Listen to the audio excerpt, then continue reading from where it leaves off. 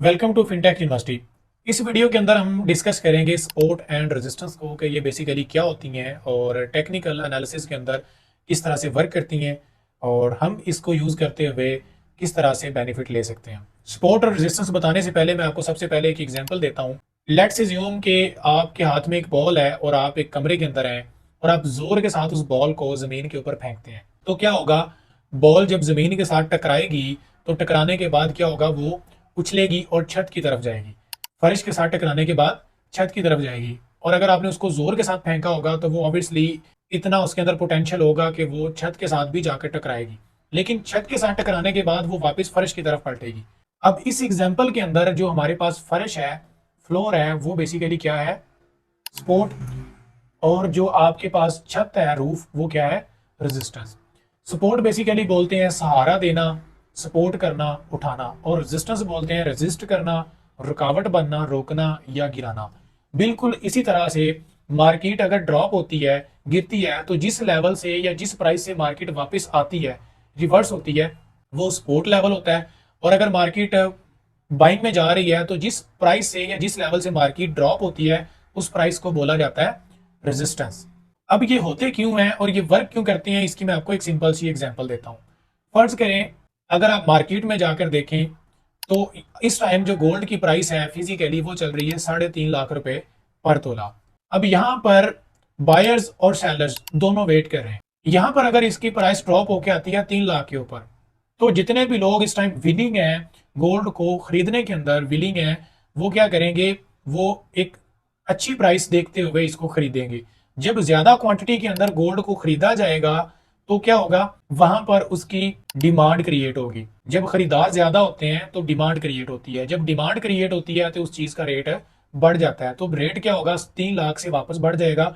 It means कि वो एक 3 लाख का जो एरिया है, जो प्राइस है, ये एक स्पॉट प्राइस है कि जब मार्केट इस प्राइस पर पहुंचेगी तो वहां पर ज्यादा लोग बाइंग करेंगे, खरीदेंगे, जिससे मजीद रेट गिरने की बजाय रेट बढ़ेगा। अब रेट बढ़ता है, बायर्स उसको बाय करते हैं और रेट बढ़ के चला जाता है 4 लाख के। अब वहां पर सारे नहीं तो ज्यादातर लोग वहां पर बेच देंगे प्रॉफिट की सूरत में कि अब रेट यहां से डिक्रीज कर सकता है। जब रेट नीचे आएगा फिर हम दोबारा वहां पे बाइंग करेंगे। तो जब ज्यादा लोग 4 लाख के ऊपर बेचेंगे, सेलिंग करेंगे, तो वहां पर क्या क्रिएट होगी, सप्लाई। जब ज्यादा लोग बेचते हैं, सप्लाई क्रिएट होती है, तो फिर उसका रेट बढ़ने की बजाय क्या होता है, डिक्रीज होता है। तो रेट 4 लाख से मजीद ऊपर जाने की बजाय ड्रॉप होगा, अगेन डाउन आ जाएगा।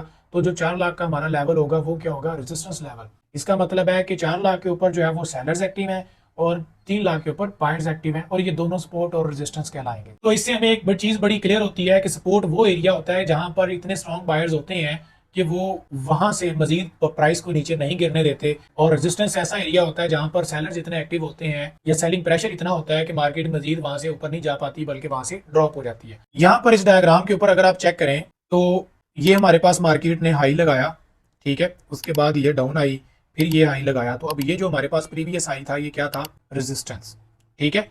रेजिस्टेंस पे मार्केट आई, फिर ड्रॉप हो गई, ठीक है, ये लो बनाया, ये लो बनाया, फिर इसके बाद आई गई, फिर ये लो बनाया। अब ये नीचे हमारे पास एक ये सपोर्ट एरिया है, एक ये सपोर्ट एरिया है, ठीक है, जिसको इसने अभी यहाँ पर फॉलो किया है। फिर इसके बाद इस रेजिस्टेंस पे गई, फिर ड्रॉप हो गई, फिर सपोर्ट पे आई, फिर बाय चली गई, फिर इस रेजिस्टेंस पे आई, फिर ड्रॉप हो गई, फिर सपोर्ट पे आई, फिर बाय चली गई। तो इस तरह से सपोर्ट और रेजिस्टेंस काम करते हैं। ये हमारा रेजिस्टेंस एरिया है कि मार्केट जब जब यहाँ पर आएगी, यहाँ से सेलिंग के अंदर चली गई। और ये सपोर्ट एरिया है कि यहाँ पर जब आई तो मार्केट यहाँ से बाइंग के अंदर मूव होगी। इस तरह से सपोर्ट और रेजिस्टेंस बेसिकली वर्क करते हैं। अब अगर बात की जाए सपोर्ट और रेजिस्टेंस की, तो ये हमेशा स्ट्रॉन्ग नहीं रहते, बल्कि ये ब्रेक भी होते हैं।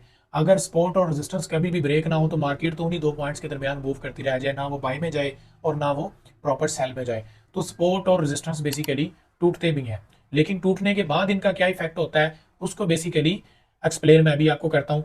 अगर कोई सपोर्ट ब्रेक होती है तो वो ब्रेक होने के बाद जो अपना काम होता है, अगर कोई सपोर्ट ब्रेक होती है तो वो ब्रेक होने के बाद रेजिस्टेंस बन जाती है, जिसको हम बोलते हैं SBR, सपोर्ट बिकम रेजिस्टेंस।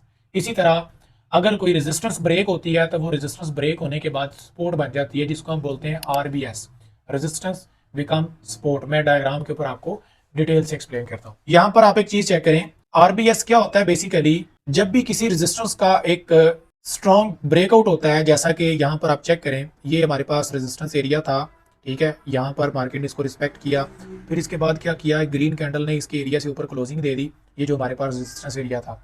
उसके बाद मार्केट आप चली गई। तो अब ये यहाँ पर रेजिस्टेंस थी, जब यहाँ पर इसने इसको स्ट्रांगली ब्रेक किया है, ठीक है, तो इसके बाद ये क्या बन गई है, support, RBS, resistance become support. अब दोबारा जब भी मार्केट इस प्राइस के ऊपर आएगी तो बाय जाएगी, जैसा यहाँ पर हुआ है कि आप देखिए मार्केट यहाँ पर आई इस प्राइस के ऊपर, तो यहाँ से इसने इसको पुश किया और ये बाय के अंदर चली गई है। इसी तरह SBR होता है, सपोर्ट बिकम रेजिस्टेंस, कि जब किसी सपोर्ट का स्ट्रॉन्ग ब्रेकआउट होता है तो वो रेजिस्टेंस बन जाती है। जैसे ये सपोर्ट थी, यहाँ पर इसने इसको रिस्पेक्ट भी किया, फिर यहाँ पर दोबारा क्या हुआ, इसने स्ट्रांगली ब्रेक कर दिया।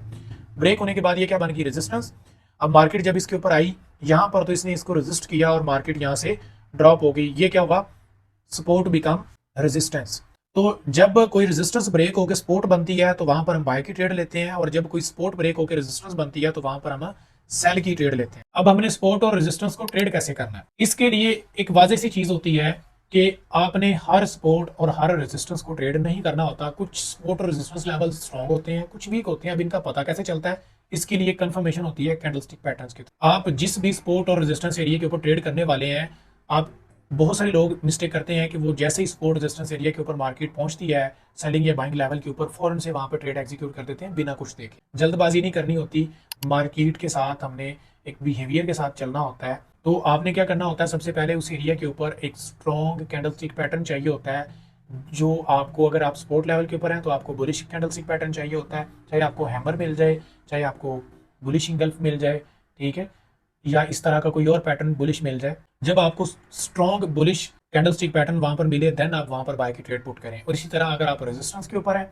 तो फॉरन ट्रेड प्ले करने की बजाय वेट करें जब आपको वहां पर कोई स्ट्रॉन्ग कैंडलस्टिक पैटर्न मिलता है बेरिश का, ठीक है, देन आप वहां पर ट्रेड प्ले करें। As like most of the time bearish engulf होती है या कोई और बेरिश कैंडलस्टिक पैटर्न होती है। जब तक आपको सपोर्ट या रेजिस्टेंस के ऊपर एक स्ट्रॉन्ग बुलिश या बेरिश कैंडलस्टिक पैटर्न नहीं मिलता, तब तक आपने वहां पर ट्रेड पुट नहीं करनी। जब आपको कैंडलस्टिक पैटर्न मिले, उसकी कंफर्मेशन हो, देन आपने वहां पर ट्रेड पुट करनी है, ताकि जो वीक एरियाज होते हैं वहां पर आपकी जो लूजिंग ट्रेड्स हैं वो आप ना प्ले करें और आपकी मैक्सिमम ट्रेड्स विन हो।